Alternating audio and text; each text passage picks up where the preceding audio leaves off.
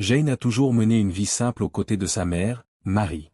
Élevée sans la présence de son père, décédé avant même qu'elle ne la rencontre, elle a grandi sous les soins attentifs de sa mère, qui, bien qu'aimante, était aussi très protectrice.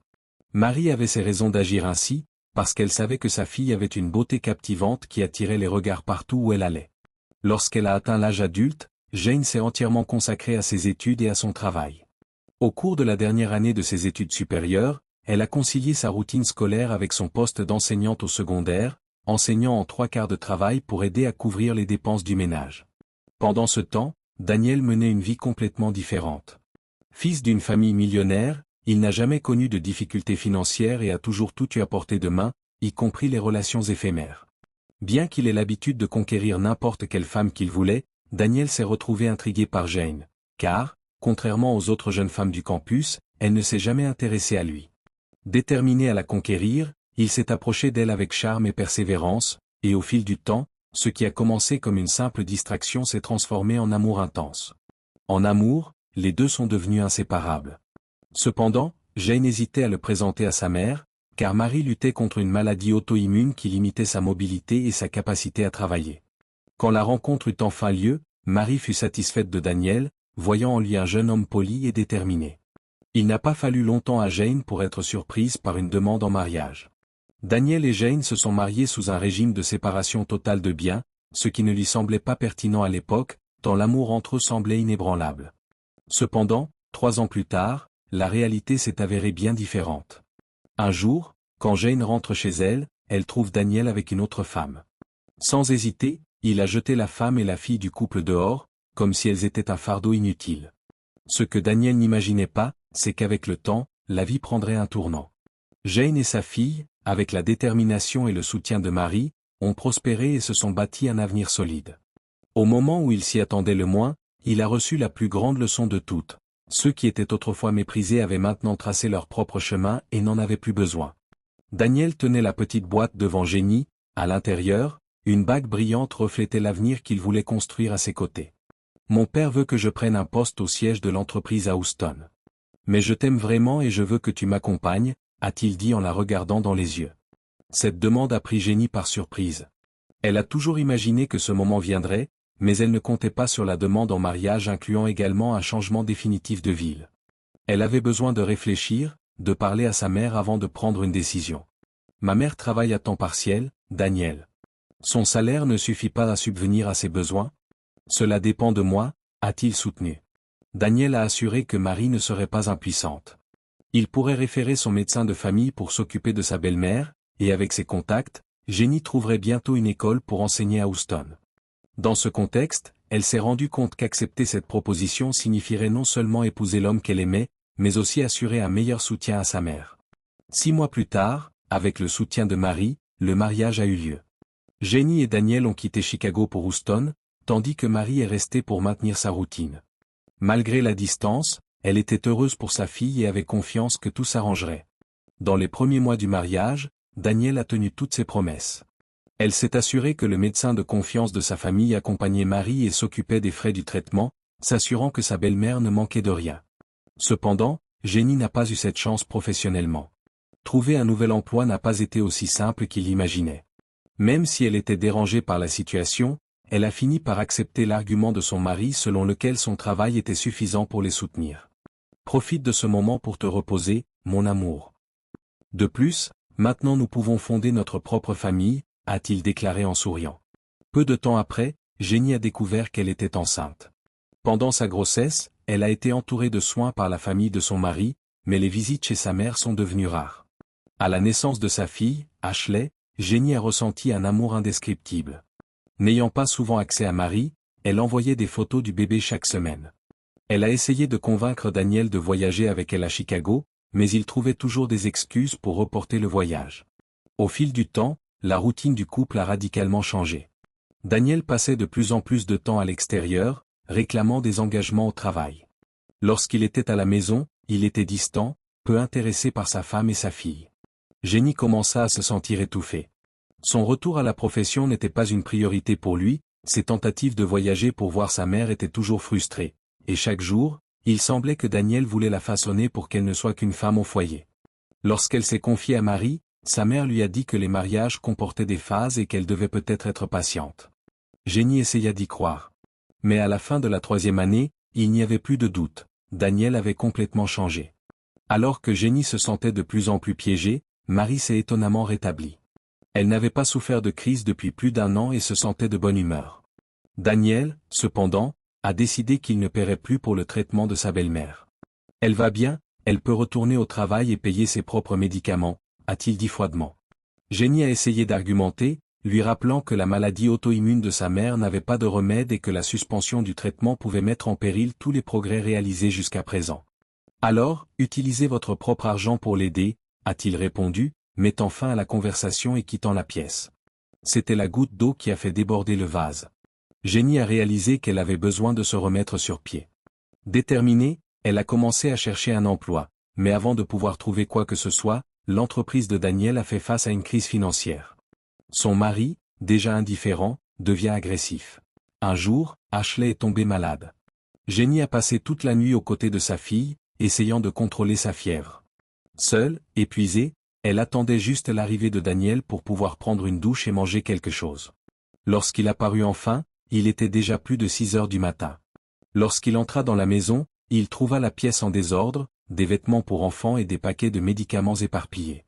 Dans la chambre, Jenny et Ashley dormaient câlinés, visiblement épuisés. Mais au lieu de s'inquiéter, ce qu'il a montré, c'est de l'irritation. Que s'est-il passé ici? Vous êtes une épave. Et tout ce gâchis? À ce moment-là, Ashley s'est réveillée effrayée et a commencé à pleurer. Jenny a essayé de la calmer, mais les sanglots du bébé n'ont fait qu'augmenter, mettant à l'épreuve la patience du père. Agacé, Daniel attrapa sa fille et la secoua brusquement. Je passe toute la journée à travailler et je dois encore faire avec? Le cœur de Jenny se figea. À ce moment-là, tout était clair pour elle. La femme qui avait été autrefois indépendante et pleine de rêves se retrouvait maintenant piégée dans un mariage qui la consumait. Mais cela devait cesser. Et ce serait pour elle et sa fille. Je travaille pour soutenir cette maison, et la seule chose que je demande, c'est la paix quand j'arrive. Daniel a crié, visiblement agacé. Jenny a essayé de calmer la situation, mais avant qu'elle ne puisse réagir, elle a senti l'impact d'une gifle au visage. Le choc a été immédiat. Son instinct était d'attraper Ashley et de sortir de là immédiatement, mais la dure réalité l'a frappée, elle n'avait pas assez d'argent pour s'échapper en toute sécurité. Comme si l'agression ne suffisait pas, à peine une semaine plus tard, Daniel a fait une annonce froide et directe. Notre mariage est terminé. Sans aucun remords, il a expliqué qu'il était sur le point de formaliser un accord d'affaires par le biais de fiançailles avec une jeune femme d'une famille influente. Cela sauverait l'entreprise de ses parents et le placerait à côté d'une femme, à son niveau. Jenny n'en croyait pas ses oreilles. L'homme qui avait juré de l'aimer la rejetait maintenant comme si elle n'avait jamais fait partie de sa vie. Désespérée, mais déterminée à recommencer, elle a pris le peu d'argent qu'elle avait et a acheté un billet de bus pour Chicago. Le lendemain matin, avec une petite valise et Ashley dans les bras, elle est partie sans se retourner. Daniel n'a même pas essayé de l'arrêter. Après un voyage de 18 heures, Jenny est finalement arrivée chez sa mère. Les circonstances étaient loin d'être idéales, mais au moins Marie et Ashley pouvaient apprendre à se connaître. 3 générations réunies, puisant leurs forces les unes dans les autres. Jenny savait que le chemin à parcourir ne serait pas facile. Le lendemain, il court après des opportunités dans les écoles locales, mais l'année scolaire a déjà commencé et l'embauche n'aura lieu que dans 4 mois. N'ayant pas le choix, il a passé 3 semaines à frapper aux portes jusqu'à ce que, sans argent et sans perspective, il accepte le premier emploi disponible, un gros boulot dans une usine de briques. C'était épuisant et complètement différent de tout ce qu'elle avait jamais fait, mais elle ne pouvait pas se permettre de refuser. Sa mère n'avait plus accès aux traitements médicaux payés par Daniel, et Ashley avait besoin de soins. Pendant que Jenny travaillait, sa fille restait dans une garderie communautaire. Chaque jour était une bataille pour remettre la vie sur les rails. Puis, les papiers du divorce sont arrivés. Elle savait déjà qu'en raison du régime de la séparation totale de biens, elle n'aurait droit à rien. Mais il y avait quelque chose que Daniel ne pouvait pas nier, la responsabilité de sa fille. Cependant, à sa grande surprise, il a refusé de payer une pension alimentaire. « Vous vous êtes enfui avec l'enfant », a-t-il affirmé. « Je ne donnerai pas un centime tant qu'un juge ne m'y obligera pas. » Jenny savait qu'un procès nécessiterait du temps et de l'argent qu'elle n'avait pas. Pire encore, Daniel lui a clairement fait comprendre que, si elle insistait, il se battrait pour la garde de la fille. Le poids de l'injustice et de l'incertitude menaçait de la faire tomber, mais Jenny ne se laissait pas abattre. Elle avait déjà recommencé une fois. Et je le referai, autant de fois que nécessaire. Cette fois, cependant, elle sortirait vainqueur. Ce furent les jours les plus difficiles pour Jenny et sa mère. Avec les factures qui s'accumulent et la nourriture qui est rationnée, le désespoir commence à prendre le dessus. Jenny se disait toujours que tout irait bientôt mieux, mais dans le silence de la nuit, elle pleurait sans savoir comment renverser la situation. Son espoir s'évanouissait peu à peu. Voulant éloigner Ashley de toute cette tension, il a décidé de l'emmener dans un parc voisin. L'automne teintait les arbres de teintes dorées et les feuilles sèches formaient des tas que la fille aimait disperser. Jenny était assise sur un banc, regardant sa fille courir sur la pelouse. Pendant un moment, elle s'est surprise à penser à quel point sa vie aurait été différente si elle n'avait jamais eu de relation avec Daniel. Mais ensuite, il regarda Ashley. Sans cette relation, sa fille, sa plus grande joie, n'y serait pas. Tandis qu'il réfléchissait, ses yeux revinrent vers le parc. Il chercha Ashley du regard, mais il ne la trouva pas. Son cœur s'est emballé. Le parc était animé, pendant un instant, une peur accablante l'envahit. Elle s'est levée d'un bond et a commencé à appeler sa fille, marchant précipitamment parmi les arbres et les enfants qui jouaient. « Et êtes-vous la mère d'Ashley » Une voix masculine appela. Jenny se retourna et vit un homme inconnu qui tenait la main de la jeune fille, qui pleurait doucement. Elle s'est perdue en jouant, mais j'ai promis de rester avec elle jusqu'à ce que je te trouve, expliqua l'homme avec un doux sourire. Jenny prit Ashley dans ses bras et la serra fort dans ses bras, soulagée. « Merci beaucoup, » dit-elle, sincèrement. « Je ne sais pas ce que je ferais s'il y arrivait quelque chose. » « Ce n'était rien, » a-t-il répondu. « Je m'appelle Jean-Pierre, d'ailleurs. » Il semblait compatissant, et comme Ashley était déjà plus calme, ils passèrent tous les trois un certain temps à parler avant de se dire au revoir.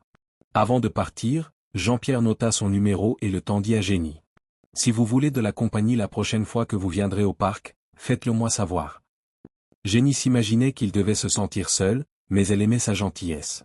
Après ce jour, les réunions sont devenues fréquentes. Peu à peu, c'est devenu une habitude de le voir dans le parc presque toutes les semaines. Ashley aimait sa compagnie, et Jenny s'est rendu compte que ces moments lui faisaient aussi oublier, ne serait-ce que pour quelques heures, les difficultés auxquelles elle était confrontée. Au fil du temps, Jean-Pierre a commencé à offrir de petits cadeaux à Ashley.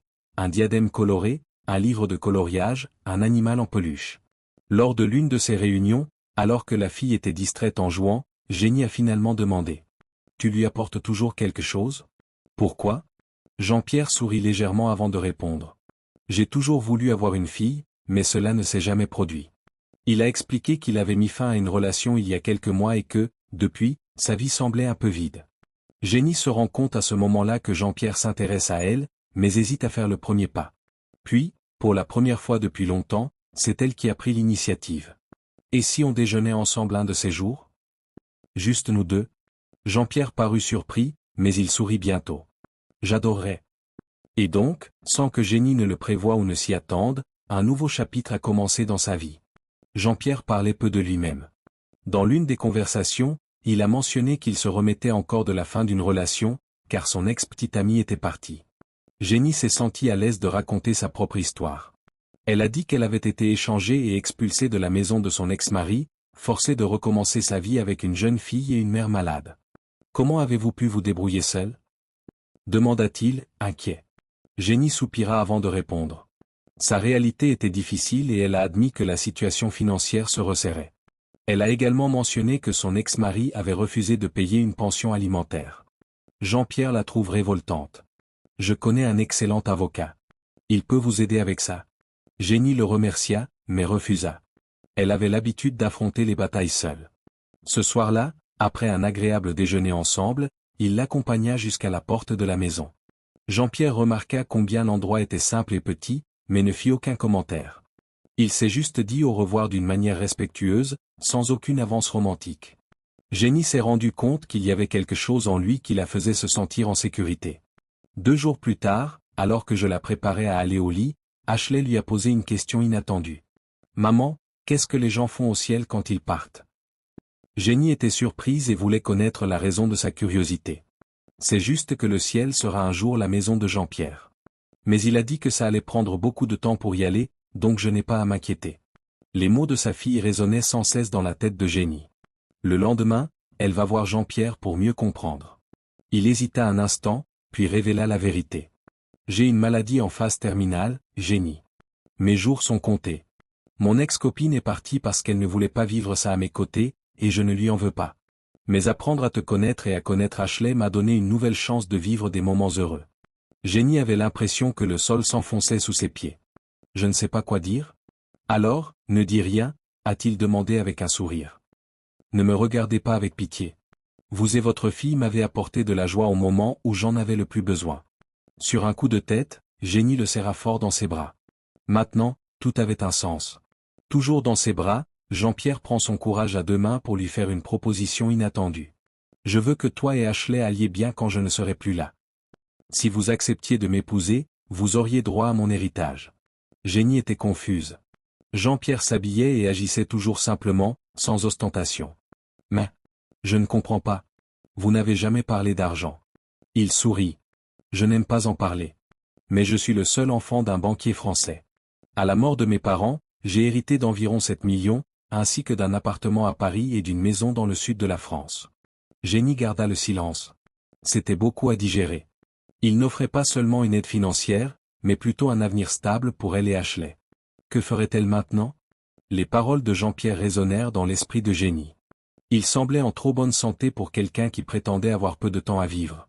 De plus, il n'a jamais montré d'intérêt pour le luxe ou la richesse. Vous n'avez jamais agi comme quelqu'un qui a hérité d'une fortune, a-t-elle commenté, confuse. Jean-Pierre sorut de manière sereine. Parce que l'argent n'a jamais été ce qui comptait pour moi. Quand j'ai réalisé que ma fortune ne pouvait pas acheter ce que je voulais le plus, un remède contre ma maladie, j'ai tout simplement cessé de m'en soucier. Mais si vous ne pouvez pas changer mon destin, qu'il change au moins le vôtre, celui d'Ashley et celui de Marie. Jenny sentit une boule dans sa gorge. Sans rien dire d'autre, il serra fort Jean-Pierre dans ses bras. À ce moment-là, un compromis silencieux a été scellé entre eux. Le mariage était simple, juste une formalité. Avec un abonnement, Jenny avait droit à la moitié de tout ce que Jean-Pierre possédait. Pour elle et pour Marie, c'était le salut. Mais en même temps, il n'y avait aucun moyen de célébrer. C'était un mélange de soulagement et de tristesse, un sentiment difficile à décrire. Au fil des mois, la santé de Jean-Pierre commence à se détériorer. Le diagnostic qu'il portait depuis si longtemps a finalement montré son poids. Jenny ne l'a jamais quitté. Tout l'amour qu'elle n'a pas pu vivre dans son précédent mariage, elle l'a consacré à lui. Ashley, qui n'avait pas vu son père biologique depuis des mois, appelait déjà Jean-Pierre « papa » de temps en temps. Il souriait toujours quand il entendait cela, comme si ce simple geste lui apportait la paix. Par un mercredi silencieux, tenant la main de Jenny, Jean-Pierre est parti, comme il l'avait promis, à côté d'elle. Peu de temps après, l'héritage a été officiellement transféré. Pour la première fois de sa vie, Jenny a vu un nombre inimaginable sur son compte bancaire. Cela semblait être un rêve lointain. Mais maintenant, elle savait que c'était réel. Et plus que jamais, elle était déterminée à recommencer à zéro. Pendant 3 semaines, Jenny n'a pas eu le courage de toucher à l'argent. Chaque nuit, il pleurait en silence, en se souvenant de Jean-Pierre. Il était apparu dans sa vie comme un miracle, sans explication, changeant complètement le destin d'elle, de sa mère et de sa fille. Au cours de la 4e semaine, quelque chose a changé en elle. Le chagrin a fait place à une nouvelle détermination. Ce matin-là, elle s'est réveillée tôt, a pris une longue douche et s'est regardée dans le miroir avec un nouveau but. Dans le taxi, elle a décroché le téléphone et a appelé son ex-mari. Dès qu'il eut répondu, sa voix était ferme et sûre. « Je vous ai juste appelé pour vous remercier. Ashley n'a plus besoin de votre argent.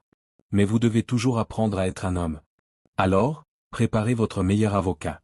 À bientôt. »